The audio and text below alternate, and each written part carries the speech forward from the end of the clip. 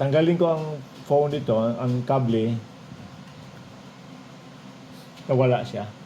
Nag-stop temporary then bumalik naman siya. Ibalik ko, ganun din, nawawala siya ng sandali at bumabalik. Sinabi ko in this video that multi-port chargers like this turns on and off every time a new device is added to or removed from the charger. Ang tawag nila dyan ay renegotiate for power allocation. Sa video na ito, I'll tell you how a dual port charger works. Pareho rin ba ito or iba ito sa mga multi-port chargers? Una sa lahat, mag-subscribe muna kayo sa aking channel para suportahan ito.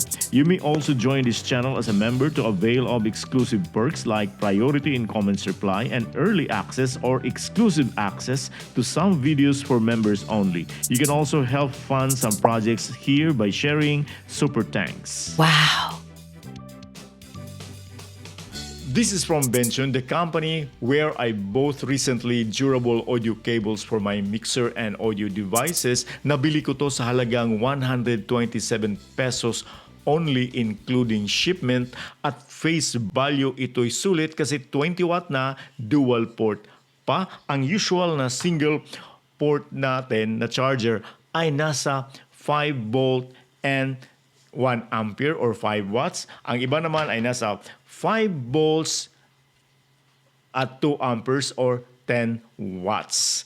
Ito ay 18 watts maximum kung USB-A lang ang ating gagamitin at 20 watts naman kung ang USB-C lang ang gagamitin. Pero since 5 volts lang ang ating usual na ginagamit, nasa 3 amperes both USB-A and USB-C pag di sabay gagamitin. Walang sinabi sa specs kung sabay ang dalawang ports gagamitin, ilang watts para sa USB-A at ilang watts naman para sa USB-C. Pero sa tansya ko, probably 10 watts each lang kasi this is a 20 watt charger. Try natin check mamaya. Based dito sa packaging, nakalagay dito fast charger at 20 watts. Pwede ito gamitin sa mobile phones, tablets at saka power banks. Ang kanyang manual ay puro Chinese. Ito ang kanyang warranty card. Sabi ng Benchon, ang charger na to supports various charging protocols for different brands, Samsung or Apple, etc., including Qualcomm QC 3.0 compatibility. It has the QC 3.0 protocol chip sa kanyang power management board. This supports fast charging for Samsung and Xiaomi phones with smart current matching. Meron tong 6 na major protections laban sa overheat, overpower, overpressure, overcurrent, short circuit at pati lightning. Ang case nito ay gawa sa PC material at importante, fire retardant. Ang sukat nito ay 4.35 cm ang height, 6.73 cm mula dito sa harap hanggang dito sa kanyang dulo at 2.5 cm naman ang kanyang lapad nito sa harap at nasa 59 grams lang ang gaan nito. And this has 2 color variants, black or white, and has also US or UK plug versions. This is US version. I'm using now the USB-A para ma-charge itong aking Samsung Ultra Note 20.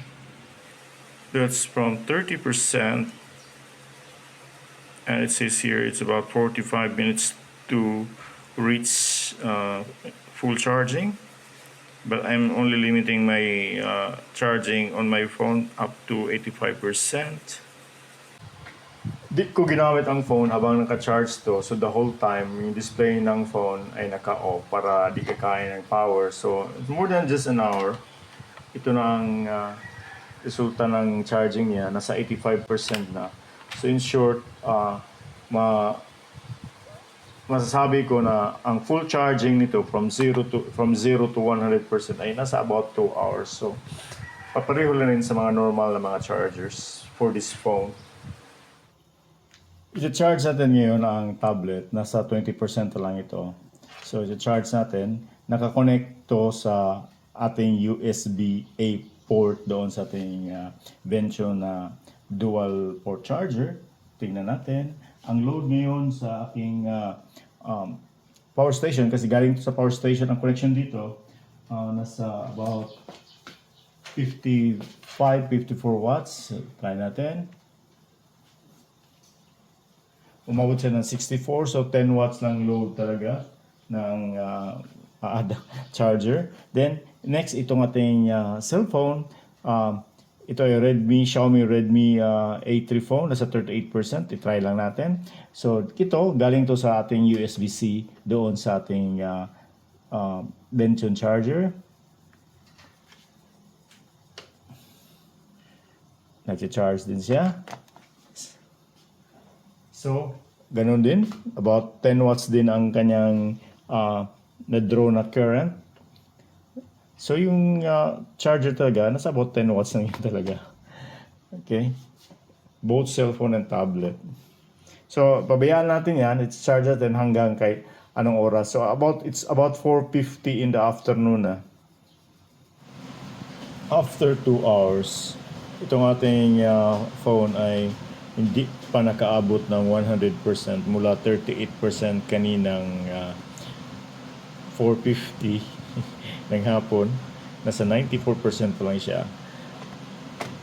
At mas lalong hindi pa nakaabot yung ating tablet.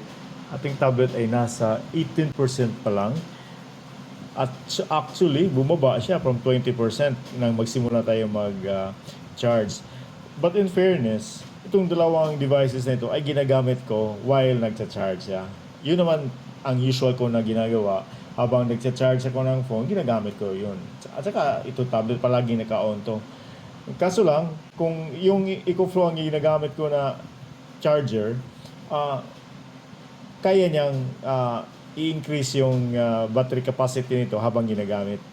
But dito, hindi siya nag-increase. In fact, bumaba pa siya. Ito naman, umaangat siya pero hindi siya masyadong mabilis. However, as a comparison, talagang dihado ang ating Vention na charger kasi yung charger natin na Vention is only 20 watts while yung EcoFlow ay nasa 65 watts yun. So, malaki talaga ang diferensya niya. Now, and also, ito yung observe ko, titingnan nyo obserbahan nyo. Diba? Na-experience natin to na-experience natin to sa EcoFlow na pagtanggalin natin ang isang device, one of the devices mag-renegotiate siya. So, mapuputo siya temporarily, then babalik naman siya. Ito, tatanggalin ko ang phone. Titingnan nyo ang close up ko ng konti. Bantayan nyo tong tablet ko para makikita nyo. Tanggalin ko ang phone dito, ang kable. Nawala siya. Nag-stop temporary then bumalik naman siya. Ibalik ko. Ganun din, nawawala siya ng sandali at bumabalik. Okay? Pero, kung ito yung tatanggalin ko, ang sa tablet, titingnan nyo ang phone. Walang nangyari. Okay? Kahit ibalik ko pa yan dito, babalik ang tablet, pero dito, hindi naman siya, hindi nagalaw. Ganun pa rin siya. Ito lang ang USB-A ang nag-renegotiate. Yun, kapwa pareho ng relasyon ang dual port charger at itong multi-port charger. Kung may isang iiwan, kukurap o biglang magising yung naiiwan. Mas grabe itong EcoFlow multi-port charger, kailangan ang reset upang mabubuhay ulit. Samantalang itong dual port ng Vention, ito lang ang kumukura pag iniwan o pag may bagong dumating. Kung meron kayong alam na multi-port charger na hindi nag-renegotiate ang mga ports nito, pakishare dyan sa comment section. Dahan salamat, bye.